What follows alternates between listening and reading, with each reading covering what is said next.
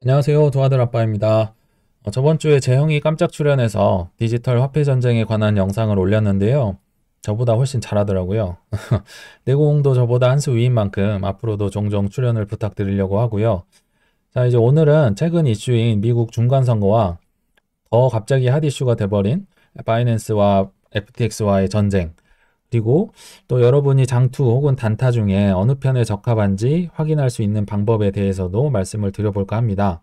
물론 뉴스 기사만 소개하는 게 아니라 내 투자에 어떻게 접목할 수 있는지 사견도 함께 말씀을 드리겠습니다.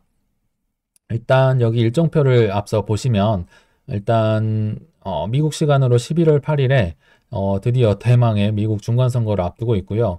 11월 10일에는 미국의 10월 CPI 지수, 항상 우리를 힘들게 했던 소비자 물가지수 발표를 앞두고 있습니다. 근데 일단 이 중간선거가 워낙 중요하고 뭐 하루 코앞에 앞두고 있어서 요거부터 일단 말씀을 드려볼까 합니다. 일단 이 중간선거가 누가 승리해야 우리에게 유리할까? 일단 결론부터 말씀드리면 공화당이 승리할 때 가상자산, 이 코인 시장에 훈풍이 돌 가능성이 높다고 빗썸 경제연구소에서 발표를 했는데요. 정확히는 빗썸이 연구한 게 아니라 코인베이스에서 이미 많이 연구를 해놨죠. 왜냐하면 중간선거의 후보자들을 다 코인베이스에 등록을 리스트업해서 이분이 코인에 매우 긍정적인지 아니면 부정적인지를 A부터 F까지 등급을 다 매겨놨어요. 그래서 그거를 이제 빗썸이 그냥 가져왔다고 보시면 될 것 같은데 짧게 살펴보시면 예를 들어 공화당 의원들이 후보자가 당선이 된다면 이제 코인에 매우 긍정적일 확률이 25%, 보통 긍정적일 확률이 57%, 그러니까 한 75% 이상이 공화당 후보자가 당선이 되면 코인에 유리하다 이렇게 결과가 나왔고요. 이제 민주당이 당선이 된다면 한 50% 정도만 코인에 긍정적이다. 그리고 50% 정도는 부정적이다. 이렇게 보시면 될 것 같아요. 그래서 코인을 정말 그 싫어하기로 유명한 뭐 예를 들면 엘리자베스 워런 상원의원 이런 분들이 여기에 다 있다고 보시면 될 것 같아요. 그래서 공화당이 승리할 때 코인 시장이 유리하다. 일단 머리에 놓고 일단 넘어가시면 될 것 같고 두 번째 데이터도 일단 가져왔는데요. 그에 앞서서 일단은 민주당이 이제 죗값을 치러야겠죠. 문제는 경제야 바보야. 이게 어떤 문구냐면 92년도에 빌 클린턴 민주당 대통령 후보가 공화당의 부시 대통령을 이길 때 썼던 말이에요. 근데 지금은 이 말을 이제 민주당에서 들어야겠죠. 그래서 지금 공화당이 중간선거에 압승이 예상이 되고 있어요. 하원은 뭐 거의 장악을 했다고 치고 상원의원은 이제 약간 접전이다 이렇게 예상이 되고 있는데 어찌됐든 뭐 바이든이든 파월이든 SEC든 경제를 이렇게 만들어 놨으니까 뭐 정권이 바뀌는 거는 어느 정도 예상이 됐던 것 같고 일단 뭐 누가 이기느냐에 상관없이 일단 통계를 한번 봐볼게요. 중간선거랑 주식시장의 관계가 어떤지. 일단은 50년 이후에 중간선거 끝나고 향후 1년간 S&P 500은 평균 15% 올랐다. 거의 웬만하면 올랐다. 이렇게 보시면 될 것 같고 이게 이 데이터는 약간 특이한데 중간선거 이후 처음 6개월 상승폭이 뒤에 6개월 상승폭보다 높았던 경우가 19번 중에 17번이었다. 그러니까 쉽게 얘기하면 내년 상반기가 내년 하반기보다 상승폭이 높다는 거예요.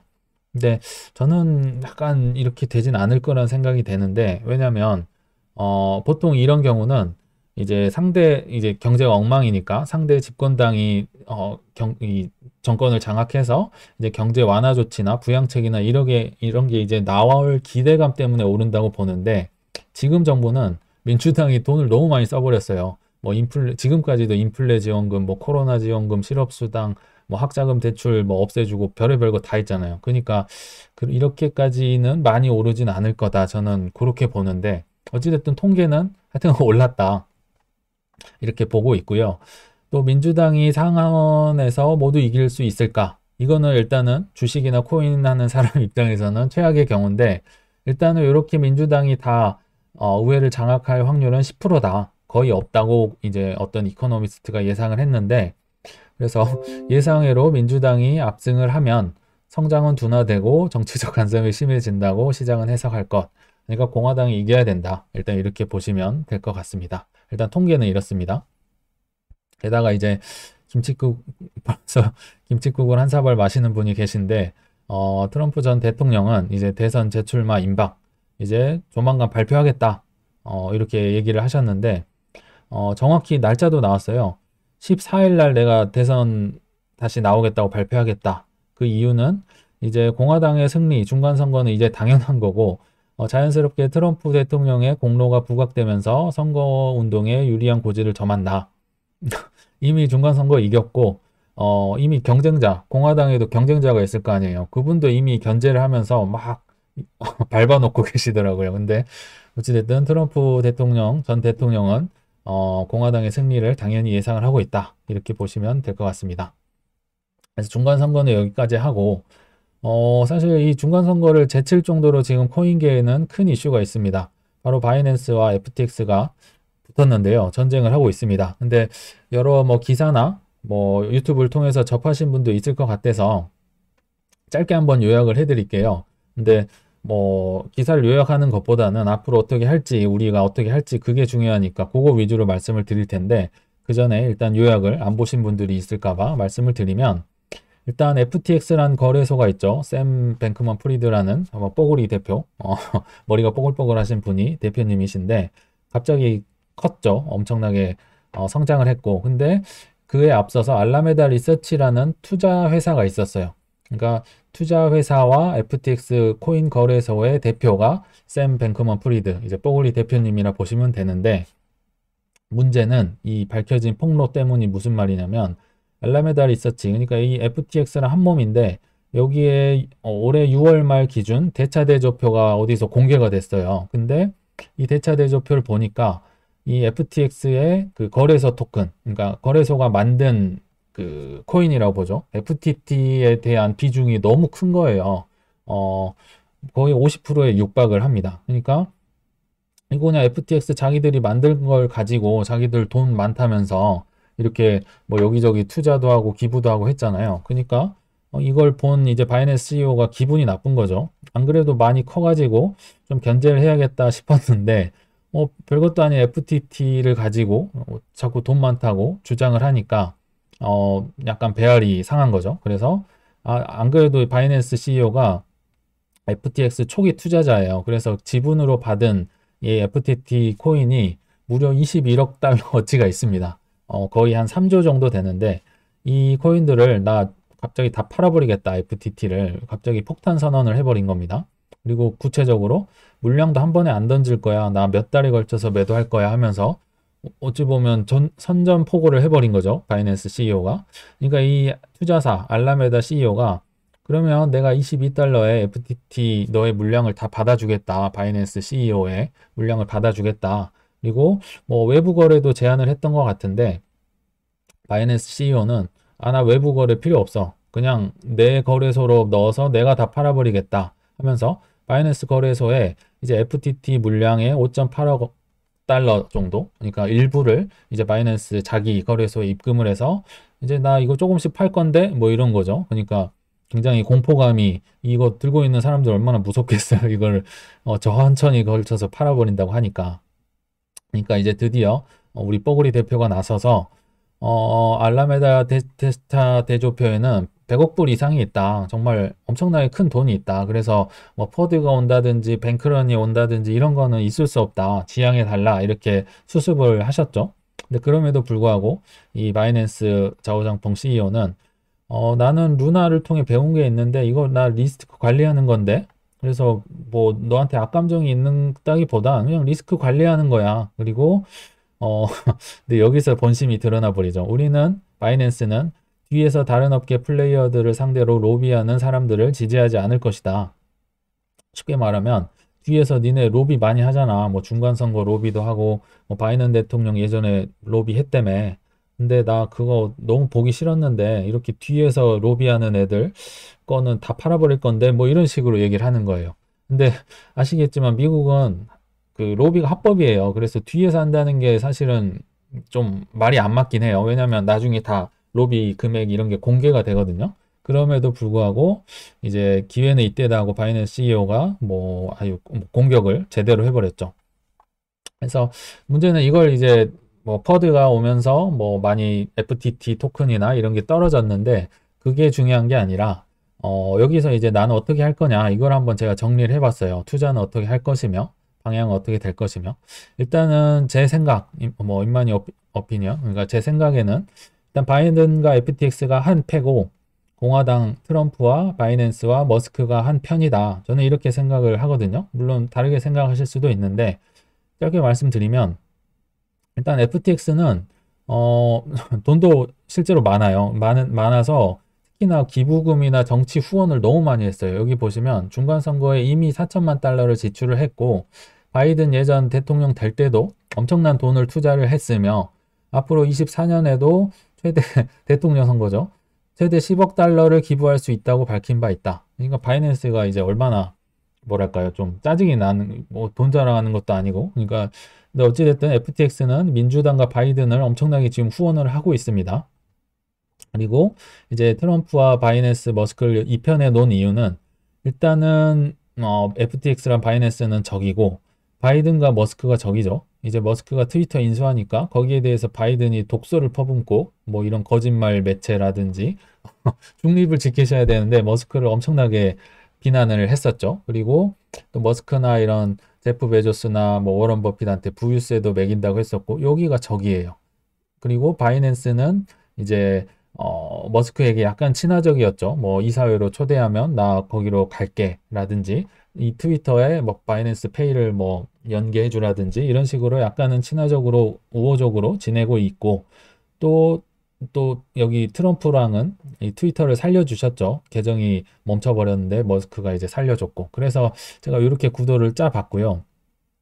그러니까 요 분이 이제 뽀글이가 마음에 안 드는 거죠. 샘 뱅크먼 프리드 대표가 마음에 안 드는데 첫째로는 알라메다 리서치와 FTX가 같이 있는 자체가 마음에 안 든다. 왜냐하면 이거는 아까 말씀드렸듯이 투자 회사예요. 이거는 코인 거래소예요. 그러면 뭐 투자 회사가 정보 이렇게 해가지고 코인 투자하면 대박이 나는 거예요. 쉽게 말하면. 그러니까 이 돈 거 자체가 이게 말이 안 되는 구조다. 그리고 실제로 여기 보시면 아까 말씀드렸지만 잘 안 보이시겠지만 이 파란 게 FTT 그러니까 알라메다 리서치 전체를 100으로 놨을 때 요 정도가 FTT 코인을 갖고 있다. 그리고 요거는 FTT를 담보로 한 그 자산이다. 뭐 빌려서 뭔가를 또 산 거죠. 뭐 FTT를 더 샀든지. 그러니까 뭐 거의 50% 이상이 FTT랑 이루어져 있고 자산으로. 그리고 참고로 이 주황색, 이 분홍색 이런 게 요 부분이 솔라나입니다. FTX는 솔라나에도 투자를 많이 해놨습니다. 근데 문제가 되는 건 지들이 만든 코인 가지고 이렇게 자산을 뻥튀기해. 그리고 이제 뭐라 하죠? 이제 보기 괘씸한 거죠. 위험하다고 이제 포장은 했지만. 그리고 두 번째로 엄청난 정치 후원권을 이제 민주당이 했었죠. 여기 뭐 4천만 달러도 있고 뭐 24년도 있고 최대 10억 달러. 그러니까 돈 자랑하는 게 왠지 심기가 이제 거슬리는 거죠. 내가 볼 땐 바이낸스가 내가 훨씬 큰데 실제로도 훨씬 큽니다. 그러니까 이것도 거슬리는 데다가 불장 때 이제 이 피라미 FTX랑 내가 나눠 먹어야 되잖아. 이것도 지금 마음에 안 드는 거죠. 바이낸스는 아까 보셨겠지만 FTX의 초기 투자자예요. 그래서 지분을 들고 있고 정말 별거 아니었는데 갑자기 이렇게 뭐 커버렸어요.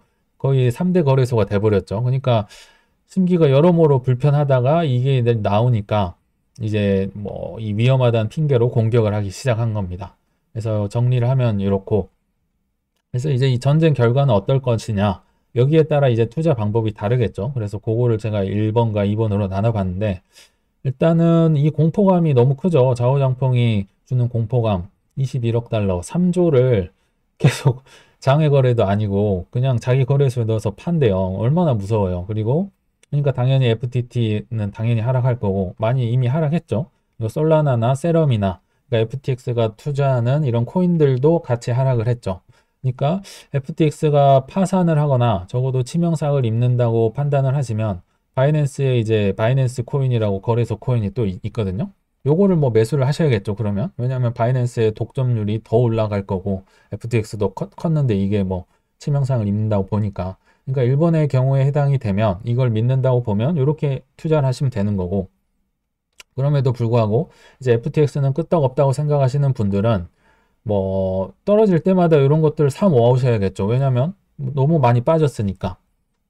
뭐 이게 뭐 당연한 소리일 수는 있지만 떨어질 때마다 매수를 하셔야 된다. 왜냐? 저는 참고로 2번 입장에 가까운데 왜냐면 FTX도 워낙 큰 거래소고 투자한 곳들이 너무 많아요. 싱가포르는 이제 국가가 되게 어찌 보면 투자에 진취적이고 투자 규모도 많고 그래서 국부펀드가 테마색이라고 있습니다.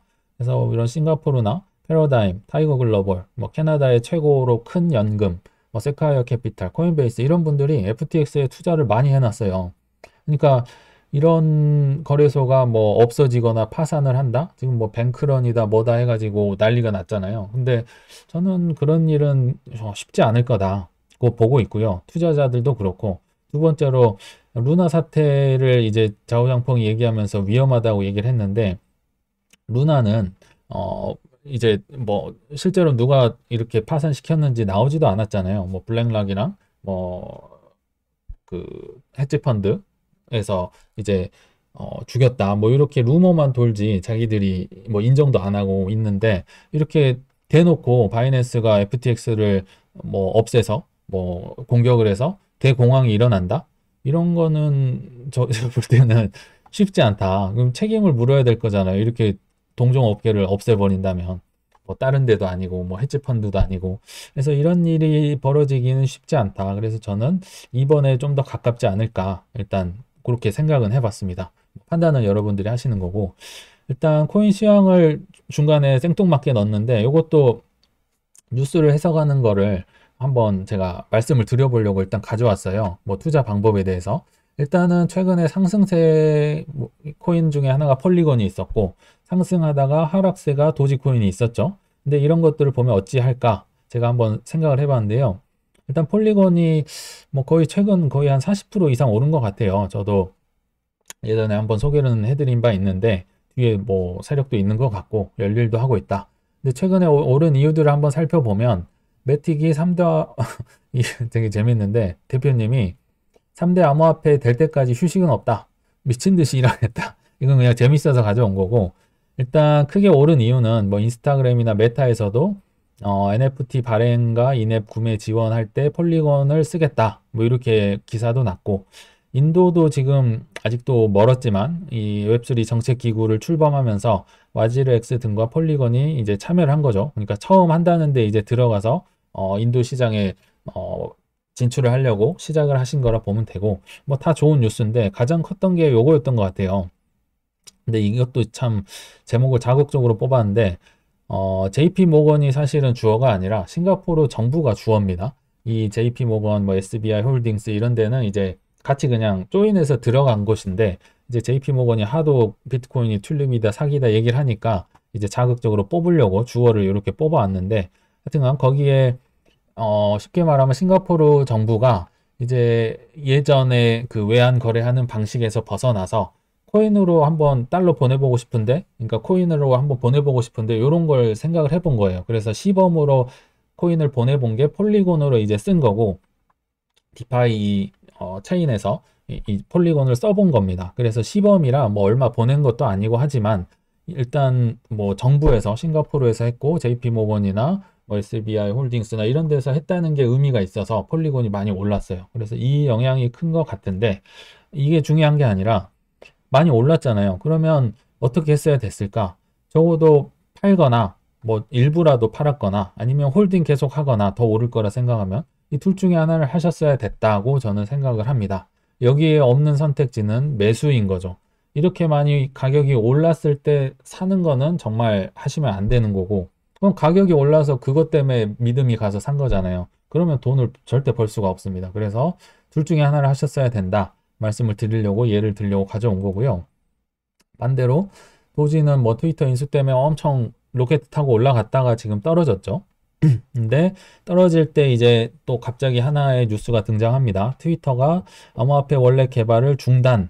이 물음표는 제가 붙인 거고요. 되게 단정적으로 얘기를 한 기사입니다.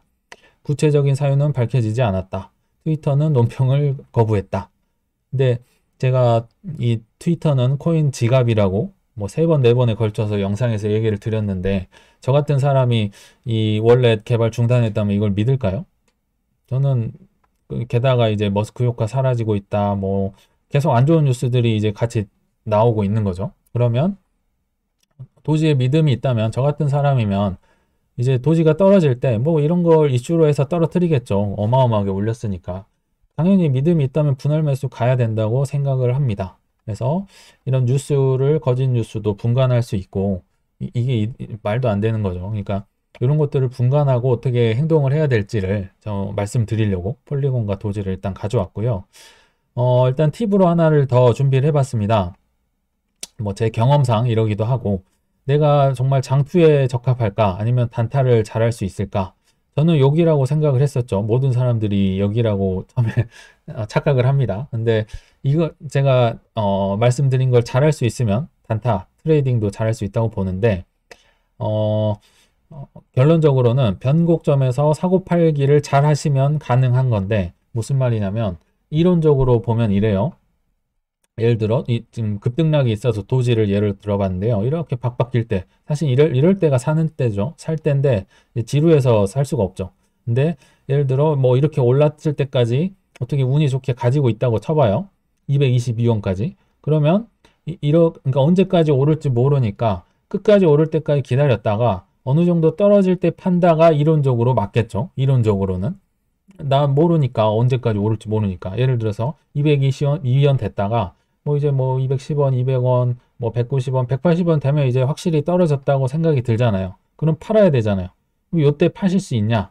파실 수 있으면 단타 가능. 근데 생각보다 쉽지 않을 겁니다. 그리고 반대로 이렇게 갑자기 오를 때 그럼 사야 되잖아요. 오르기 전에 뭐 거래량이 터지고 뭐 트레이더들은 뭐 이럴 때 사라고 하잖아요. 뭐 70원, 80원 때 사면 좋은데 이때 샀다고 쳐봐요. 예를 들어서 운이 좋게 사실 수 있겠냐 이거죠.